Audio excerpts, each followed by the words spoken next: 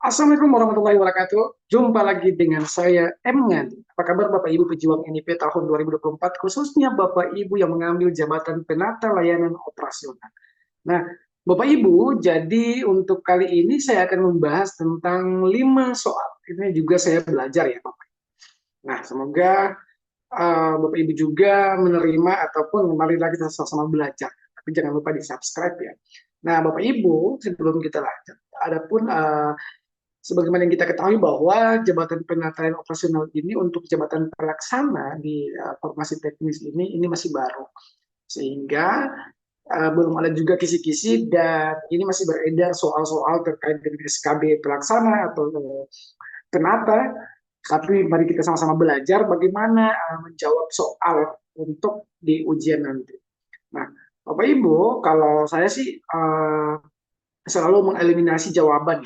Kalau saya uh, saran saya ke Bapak Ibu di mana Bapak Ibu harus membaca cepat, apalagi kalau misalnya soal yang akan muncul itu adalah hoax. Apalagi kalau soal yang akan muncul itu adalah hoax ya Bapak Ibu. Sehingga Bapak Ibu harus membaca cepat. Yang kedua, Bapak Ibu harus mengeliminasikan jawaban yang paling tidak mungkin. Setelah dieliminasi, Bapak Ibu harus membandingkan sisa jawaban yang tersedia. Kalau saya sih cara menjawabnya seperti itu. Nah, mari kita bahas soal nomor satu. Seorang penata layanan operasional ditugaskan untuk mengatur pengiriman produk ke beberapa pelanggan dalam waktu yang bersamaan. Jadi, seorang penata layanan operasional pada waktu yang bersamaan akan mengirim satu produk. Namun, terdapat keterbatasan kendaraan dan tenaga kerja di lapangan. Jadi ada keterbatasan ya, ini kita harus lihat ada keterbatasan. Apa yang harus dilakukan oleh penata layanan operasional agar pengiriman berjalan dengan lancar? Jadi apa yang harus dilakukan oleh Bapak Ibu sebagai penata agar pengirimannya ini berjalan dengan lancar? Nah, Bapak Ibu, sekali lagi, kalau saya itu selalu mengeliminasi jawaban. Nah, kalau kita memperpanjang waktu, Bapak Ibu, kalau kita memperpanjang waktu, artinya kita tidak meningkatkan biaya operasional dan menyebabkan kelelahan bekerja kalau kita memperpanjang waktu. Maksudnya ini akan menjadi penurunan produktivitas karena kita mengulur-ngulur waktu. Nah, Bapak Ibu, jadi ini kita buang. Kalau kita menunda, apalagi langsung dieliminasi, menunda pekerjaan itu, Bapak Ibu, pengiriman dapat mengganggu kepuasan. Ini tidak bisa. Ini pelanggan akan marah, tidak. Pelanggan akan marah. Kemudian mencari kendaraan tambahan dari pihak eksternal tanpa pertimbangan biaya. Ingat Bapak Ibu, kalau kita mencari kendaraan, jadi solusi ini beresiko meningkatkan biaya tambahan ya. Jadi ini beresiko untuk dapat meningkatkan biaya tambahan bagi Bapak Ibu. Nah, menentukan prioritas pengiriman berdasarkan urgensi dan lokasi pelanggan. Ini kita simpan, menghubungi pelanggan dan meminta mereka mengambil barangnya sendiri. Ini coba kita eliminasi ya. Tidak mungkin ya, pasti pelanggan akan lari dari kita gitu. Pelanggan tidak lagi akan kemari kita, pelanggan tidak lagi akan berlangganan dengan kita. Jadi jawaban yang paling tepat Bapak Ibu, di mana poin C ini menentukan prioritas pengiriman berdasarkan urgensi dan lokasi pelanggan adalah pilihan terbaik. Dengan strategi ini Bapak Ibu dapat mengoptimalkan keterbatasan sumber daya yang ada. Jadi menjaga kepuasan pelanggan dan memastikan pengiriman berjalan dengan lancar dan efisien adalah yaitu menentukan prioritas pengiriman. Jadi kita tentukan prioritas-prioritas mana dulu yang harus kita kirim berdasarkan urgensinya. Jadi jawaban yang paling tepat adalah C. Oke, Bapak Ibu, kita lanjut. Kalau ada jawaban yang mungkin menurut Bapak Ibu yang lebih benar, silakan tulis di kolom komentar. Kita lanjut ke nomor 2. Dalam situasi di mana ada permasalahan teknis pada sistem pelayanan, seorang penata layanan operasional harus memberikan informasi kepada pelanggan. Jadi penata layanan operasional, Bapak Ibu harus memberikan informasi kepada pelanggan. Sikap profesional, oke. sikap profesional seperti apa yang seharusnya diambil oleh Bapak Ibu sebagai penata dalam kondisi ini. Nah, Bapak Ibu, kalau kita harus mengambil sikap, misalnya menyampaikan permasalahan teknis kepada pelanggan tanpa memberi solusi, harus ada solusi. Jadi ini kita buang. Jadi dia harus ada, solusinya harus ada. Jadi ini kita buang. Mengabaikan, oke, kalau sudah ada kata mengabaikan, padahal kita harus melayani seseorang atau harus situasi di mana permasalahan teknis pada sistem layanan, kemudian kita mengabaikan, itu tidak bisa, Bapak Ibu. Atau kita menunda, apalagi. Jadi langsung dieliminasi, kalau saya sih seperti itu. Bagian D, menginformasikan pelanggan tentang kendala teknis sambil memberikan estimasi waktu perbaikan. Kita simpan. Memberikan janji, jangan berjanji ya Bapak Ibu. Kalau kita akan memberikan janji, kemudian suatu ketika itu tidak tepat pada waktunya, artinya kita sudah mengecewakan pelanggan.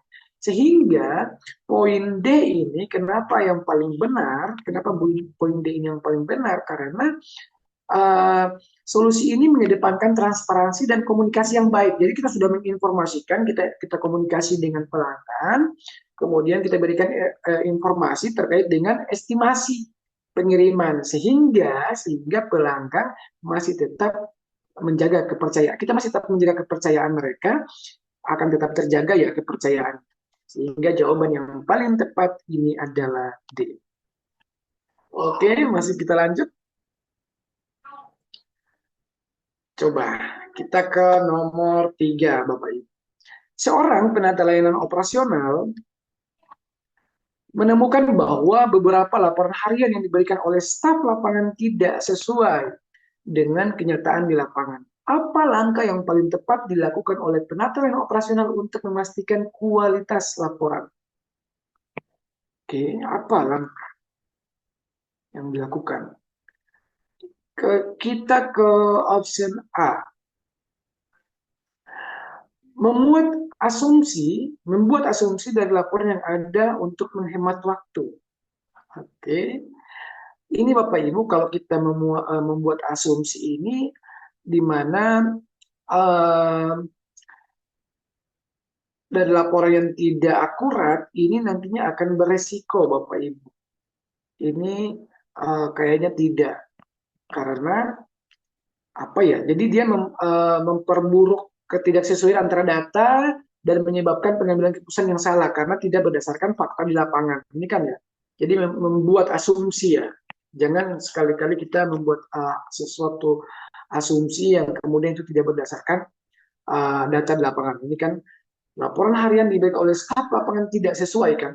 Ini kan laporan yang diberikan tidak sesuai. Jadi ingat di sini ada kata tidak sesuai. Kalau kita membuat asumsi untuk menghemat waktu, ini artinya Bapak Ibu kita menyebabkan pengambilan keputusan kita salah. Kemudian melakukan pemeriksaan langsung ke lapangan dan memberikan feedback kepada staf. Ini kita simpan Bapak Ibu. Karena ketika kita menemukan bahwa beberapa laporan harian yang diberikan oleh staf di lapangan tidak sesuai, kita langsung terjun nih ke lapangan. Jadi ini kita simpan. Meminta staf lapangan untuk menulis ulang laporan tanpa mengecek ke lapangan. Ingat Bapak Ibu, kita harus tetap mengecek ke lapangan bagaimana kondisi dan situasi. Jadi ini kita buang. Mengabaikan perbedaan. Ingat sekali lagi, silakan dieliminasi untuk jawaban yang untuk opsi yang mengabaikan. Menugaskan staf tambahan untuk menulis laporan harian yang lengkap. Kalau bagian E, Bapak Ibu, kalau bagian E ini untuk menugaskan, kalau kita menugaskan staf tambahan, artinya kita harus tetap memikirkan biaya tambahan. Nah, kalau kita memikirkan biaya tambahan, tentu ini tidak masuk dalam laporan awal, mengatasi masalah kualitas di laporan awal ini tidak bisa. Karena ini bukan solusi yang efisien jika akar masalahnya ada di ketidaksesuaian data. Karena kalau kita menambah, sedangkan masalahnya ketidaksesuaian data di lapangan. Jadi ini bukan solusi, makanya ini bukan jawaban. Jadi jawaban yang paling tepat adalah B. Oke Bapak Ibu, sama-sama kita belajar ya. Coba kita ke nomor selanjutnya. Penata layanan operasional di sebuah perusahaan harus menghadapi lonjakan permintaan dari pelanggan dalam waktu singkat. Nah, dalam waktu singkat kita harus, Bapak Ibu harus menghadapi lonjakan permintaan pelanggan dalam waktu singkat ya. Namun kapasitas gudang dan tenaga kerja terbatas. Apa strategi? Apa strategi Bapak Ibu sebagai penata layanan, strategi terbaik yang dapat diterapkan dalam situasi ini? Jadi ini ada lonjakan permintaan ya. Ada lonjakan permintaan. Yang poin A di mana Bapak Ibu harus menambah, ya kan? Pada poin A menambah jumlah produk di gudang untuk memenuhi semua permintaan. Kalau Bapak Ibu menambah jumlah produk, bentar Bapak Ibu. Kalau Bapak Ibu akan menambah jumlah produk dalam gudang, justru ini akan menambah beban kapasitas gudang, Bapak Ibu. Sedangkan di sini lonjakan kan, di sini kita mengalami lonjakan. Kalau kita harus menambah produk, maka ini juga akan menambah beban atau kapasitas gudang tidak akan muat lagi. Menyewa gedung baru tanpa mempertimbangkan biaya, ingat biayanya ya. Jadi kalau kita menyewa tanpa mempertimbangkan biaya yang cermat dapat mengakibatkan biaya operasional yang lebih tinggi lagi, maka akan naik biaya operasionalnya, jadi kita buang. Kemudian bagian C, membuat waktu untuk melakukan analisis kebutuhan pelanggan dan mendahulukan pelanggan prioritas. Ini kita simpan dulu. Kita lihat di bagian D. Mengabaikan permintaan. Ingat, kalau ada mengabaikan silakan dieliminasi. Kemudian kita menunda apalagi. Nah, kalau kita menunda artinya biaya.